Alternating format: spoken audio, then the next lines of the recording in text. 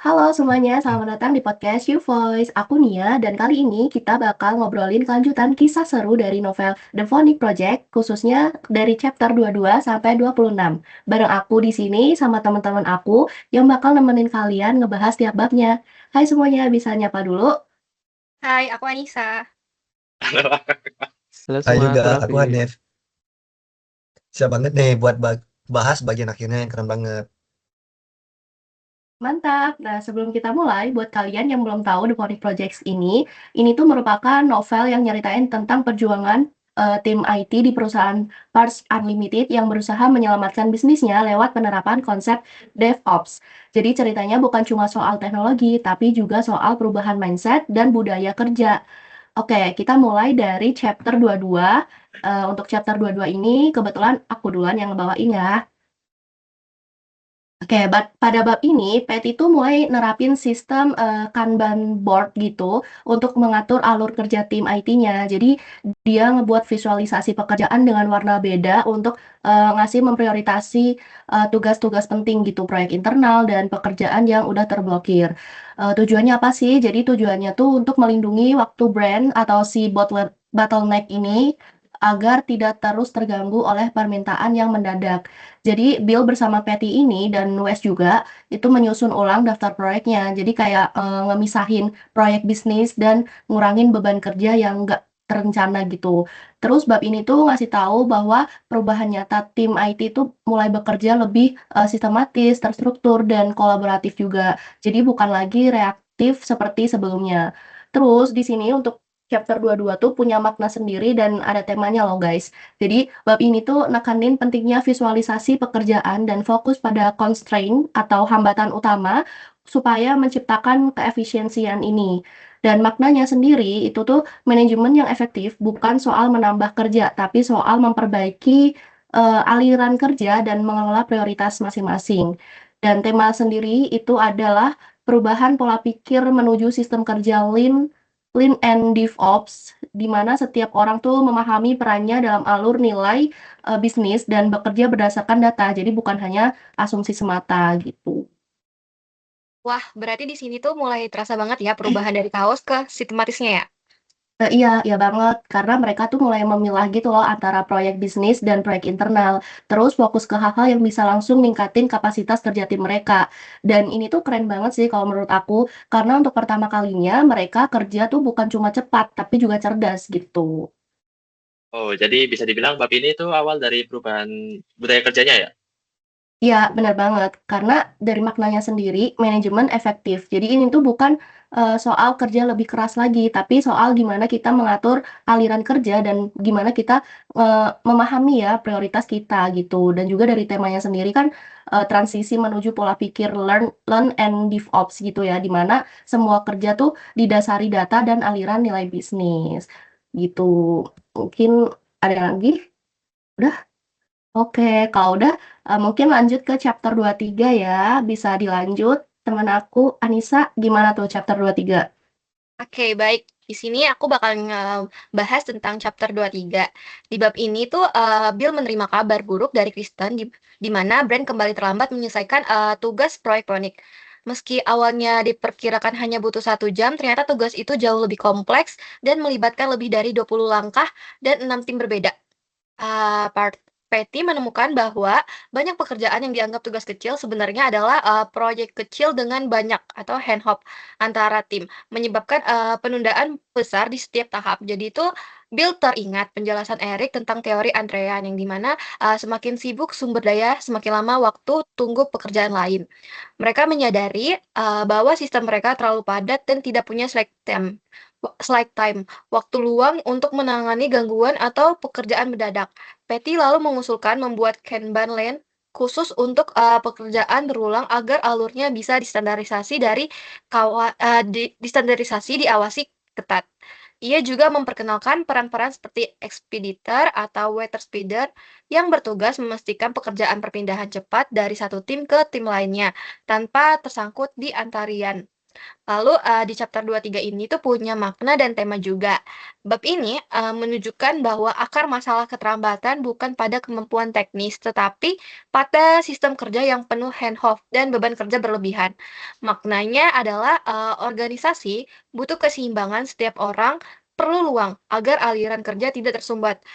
Temanya itu menyoroti prinsip DevOps kedua, feedback dan flow management, mempercepat umpan balik, mengurangi penundaan, dan menciptakan sistem yang transparan agar setiap proses berjalan lancar tanpa ada bottlenecks. Berarti sistemnya penuh antrian gitu ya, Nis? Kayak teori antrian yang pernah dijelaskan sama Erik. Yaps, benar. Persis banget. Mereka tuh sadar sistemnya tuh nggak punya slack time. Ruang kosong untuk bernapasnya tuh nggak ada. Jadi PT akhirnya tuh bikin lane khusus di Kanban buat pekerjaan berulang. Biar bisa distandarisasi. Dia juga ngenalin peran-peran baru kayak waiter speeder yang tugasnya untuk memastikan kerjaan ngalir cepat antara tim. Wah, ini udah mulai kayak DevOps beneran ya? Semua tentang aliran kerja dan feedbacknya cepat. Betul banget, makanya tuh masalah mereka tuh bukan di teknikal, tapi di sistem kerja yang seimbang. Temanya tuh kan kayak ada flow and feedback, prinsip DevOps kedua. Jadi semua orang mulai, ngerti pentingnya transparisasi dan real time kerja yang lancar. Segitu aja sih, ada yang mau ditanyain? Dan diam-diam berarti udah paham lah ya berarti. Oke, lanjut ke chapter selanjutnya kali ya. Buat yang mau nyeritain tentang chapter 24, Akmal, apa udah siap? Boleh deh. Oke, Oke. kita mulai dari bab ini diawali dengan suasana tenang di akhir pekan Bill bersama keluarganya. Momen langka setelah berbulan-bulan stres nih di kantor. Yang merasa bahwa timnya itu mulai bekerja lebih efektif dan proyek-proyek mulai berjalan terarah. Namun ketenangan itu pecah ketika John sebagai kepala keamanan yang sempat menghilang selama 2 minggu tiba-tiba menelpon Bill berkali-kali di malam hari.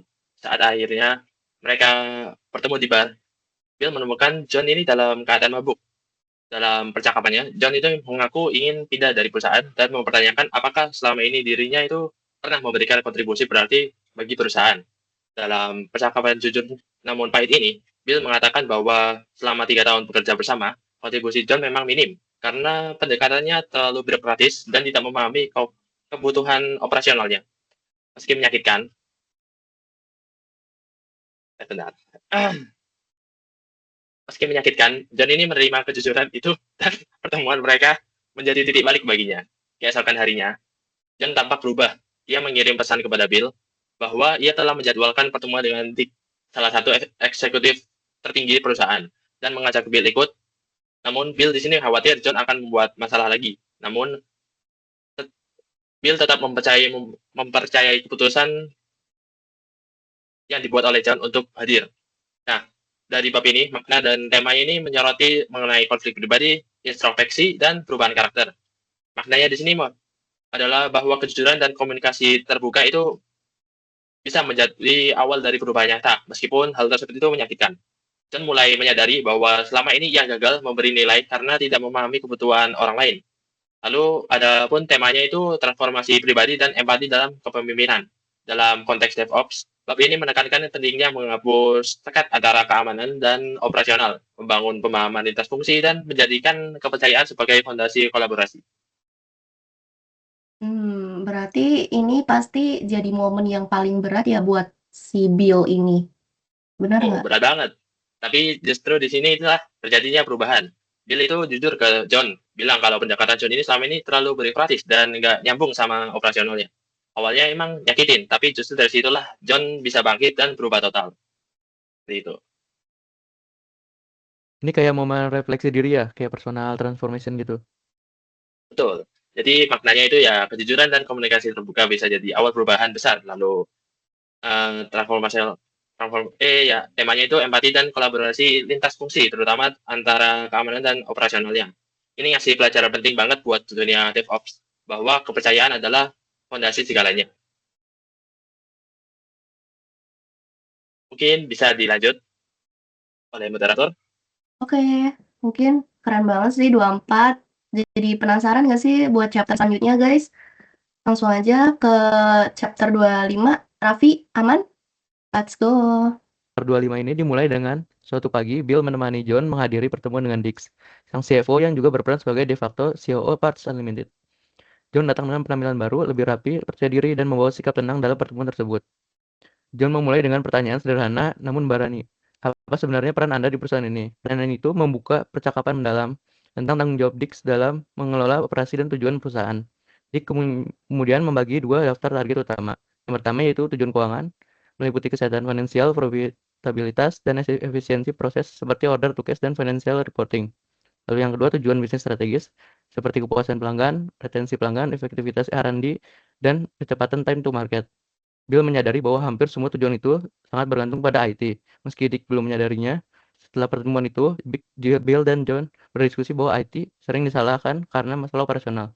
Padahal akar permasalahannya adalah kurangnya keterkaitan antara sasaran bisnis dan peran IT. Mereka sepakat untuk memetakan bagaimana sikap tujuan bisnis Dick terkait dengan proses dan risiko dalam IT. Bill kemudian menghubungi Eric untuk meminta bimbingan. Eric menjelaskan bahwa inilah bagian penting dari The First Way, memahami sistem secara menyeluruh. Dia menugaskan Bill dan John untuk berbicara kepada para pemilik dan proses bisnis, memetakan rantai value chain, serta mengidentifikasi di mana IT berperan penting maupun berlebihan. Eric menegaskan bahwa mereka harus membuktikan bagaimana IT bisa membantu bisnis mencapai tujuannya, bukan sekedar tidak mengacau. Di chapter ini menggambarkan titik-titik penting transformasi, yaitu IT mulai memahami bisnis bukan hanya teknologi. Maknanya, keberhasilan organisasi datang dari alignment keselarasan antara tujuan bisnis dan peran IT sebagai enabler utama. Memang utama di chapter ini yaitu sistem thinking dan pemahaman lintas fungsi. Inti dari The First Way of DevOps. IT harus berhenti berpikir sempit dan mulai melihat dirinya sendiri sebagai bagian dari sistem yang lebih besar yang menentukan keberhasilan bisnis secara menyeluruh.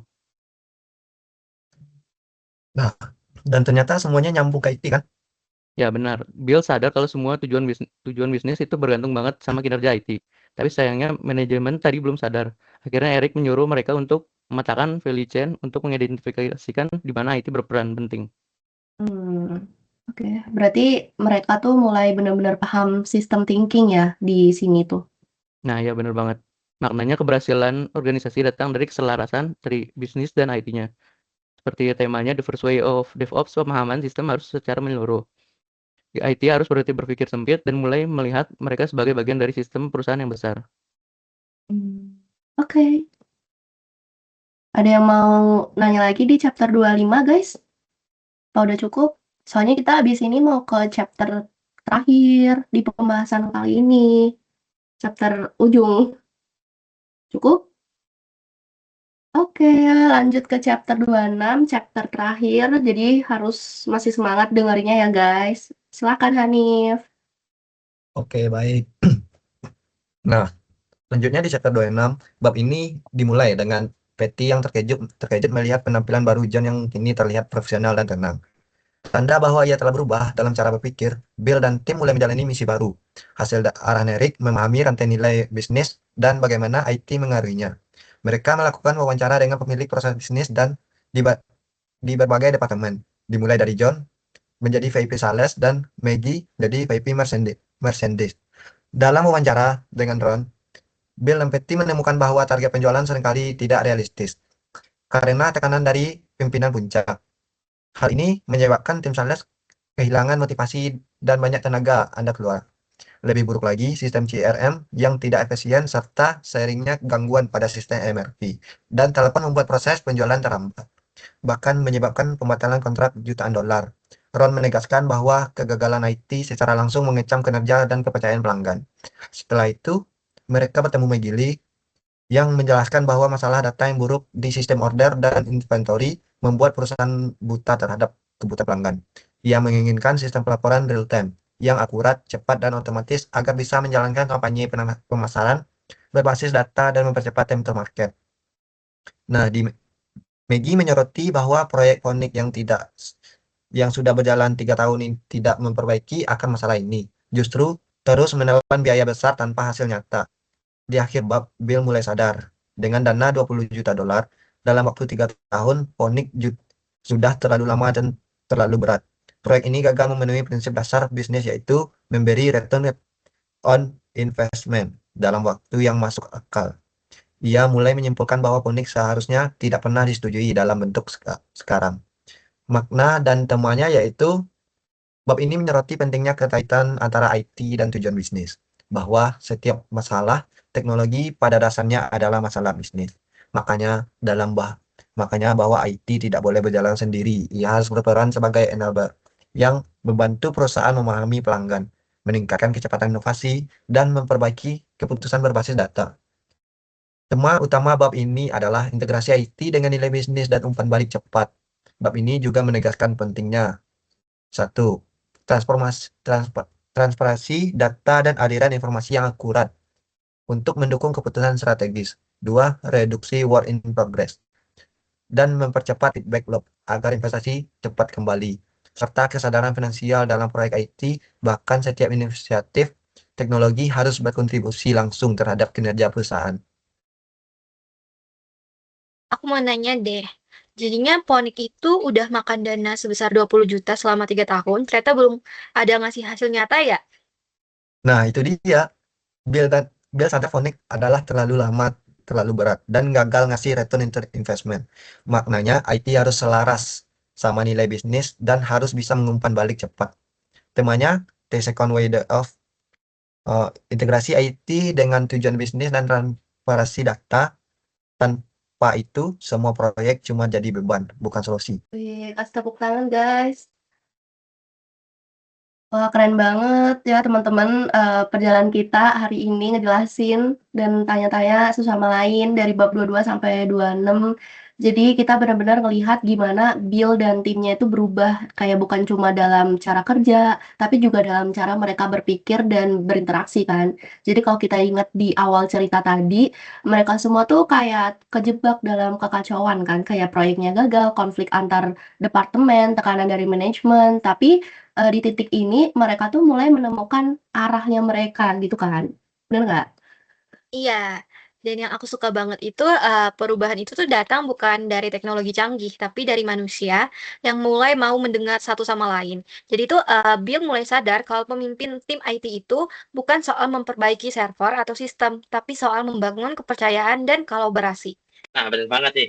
Kita bisa lihat gimana mereka belajar memahami prinsip The Three Ways of DevOps. Mulai dari membangun flow biar kerjaannya lancar, memperkuat feedback biar nggak ulang kesalahan yang sama, sampai menciptakan continuous learning culture, yaitu budaya belajar terus-menerus. Dan menariknya semua itu bukan teori doang. Mereka ngalamin jatuh bangun, salah langkah, bahkan kehilangan arah. Tapi justru dari kesalahan itu muncul kesadaran baru. John misalnya, dari orang yang keras kepala dan suka menyalahkan berubah menjadi seseorang yang mau memahami dan bekerja sama. Itu transformasi yang luar biasa. Setuju banget. Dan kalau kita pikir sebenarnya Teponic Project ini bukan cuma sekedar kisah tentang proyek IT, tapi tentang bagaimana manusia berevolusi di tengah tekanan yang perubahan besar. Bill dan timnya belajar bahwa kolaborasi lintas divisi antara IT, keamanan bisnis, dan produksi itu kunci utama untuk bertahan dan menang di dunia yang serba cepat kayak sekarang. Dan yang paling pentingnya lagi, kita juga belajar kalau perubahan yang nggak bisa dipaksa dari luar. Jadi harus dimulai dari dalam, dari keberanian untuk bilang, "Gua nggak tahu, aku nggak tahu, saya nggak tahu." Dari kejujuran juga untuk mengakui kesalahan dan dari kemauan dia untuk belajar, bareng-bareng bersama satu tim. Kayak yang dibilang sama Bill tadi, kita bukan cuma memperbaiki sistem, tapi kita memperbaiki cara kita bekerja. Bener kan? Bener banget. Dan aku rasa itu juga relevan banget buat di dunia kerja sekarang ya. Karena tuh banyak banget organisasi yang fokus ke alat dan proses, tapi lupa ke manusianya.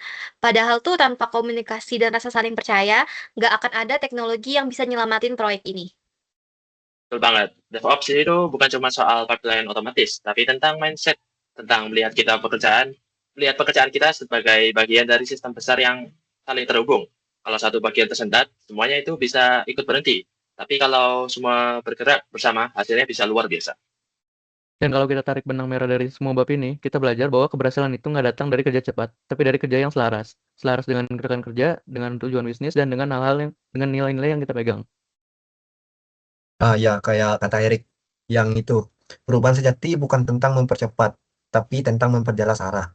Nah, mereka akhirnya sadar bahwa proyek Poni gagal, bukan karena teknologi, tapi karena kehilangan arah. Dan ketika arah itu kembali, dengan komunikasi prioritas yang jelas dan kolaborasi berubah barulah semua mulai berubah. Wah, ngomong-ngomong aku suka banget sama kalimat yang barusan Erik bilang ya, yang bukan tentang mempercepat, tapi memperjelas arah gitu. Jadi kalau kita semua simpulkan nih, bab 22 sampai 26 ini adalah di mana titik balik tim itu mulai menyadari bahwa setiap pekerjaan punya makna sendiri. Setiap kesalahan itu merupakan pelajaran dan setiap orang punya peran dalam perubahan besar. Jadi teman-teman, The Phonic Project ini ngajarin kita satu hal yang sederhana tapi dalam banget gitu. Kayak di buku ini tuh ngajarin bahwa transformasi digital itu bukan sebuah project tapi sebuah perjalanan. Di mana perjalanan untuk memahami manusia, sistem dan nilai-nilai yang kita ciptakan bersama-sama gitu. Setuju banget. Dan itu juga pesan yang relevan buat kita semua. Di dunia kuliah, kerja, ataupun kehidupan sehari-hari. Kadang kita tuh pengen semua tuh beres selesainya tuh cepat, tapi lupa buat berhenti sejenak dan nanya apakah yang kita kerjakan benar-benar punya nilai. Ya, dan disitulah poin terbesarnya. Fokus bukan pada seberapa banyak yang kita lakukan, tapi seberapa besar dampaknya bagi tim, organisasi, dan orang-orang di sekitar kita. Nah, jadi buat teman-teman yang lagi dengerin podcast ini, semoga cerita dari Bill dan timnya di The Phonic Projects, terutama chapter 22 sampai 26 yang udah kita ceritain dan kita bahas dan kita discuss, semoga jadi refleksi juga buat kita semua bahwa perubahan itu mungkin terasa berat, tapi bukan nggak mungkin. Selama kita mau terus belajar, beradaptasi, dan bekerja, itu pasti jadi kemungkinan. Oke, cukup sekian dari tim podcast You Voice. Sampai jumpa di episode selanjutnya. Dadah! Yeay.